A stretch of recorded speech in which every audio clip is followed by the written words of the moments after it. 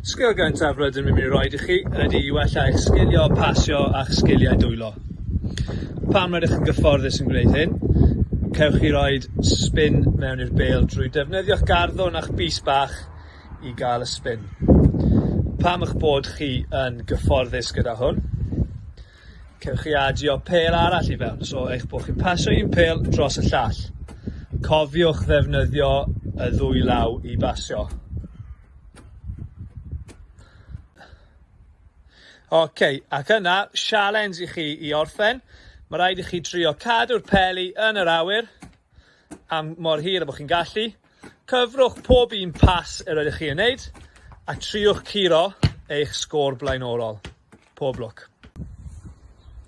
Y sialens yma ydy i basio'r bêl i fyny rhwng eich coesau gymaint a bod chi'n gallu ei gwneud, ac ar ôl chi basio mae rhaid chi newid safle eich dwylo. Dwy ffordd allwch chi wneud y sialens yma.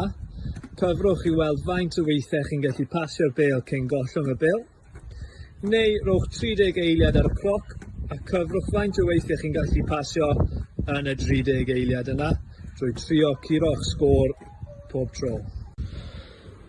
Y sialens nesaf ydy bowlio deg. Defnyddiwch 10 potel a'i rhoi nhw allan fel rydyn ni wedi fan hyn. Mae gyda chi 2 gyfle i bwrw drosodd gymaint o boteli a bod chi'n gallu.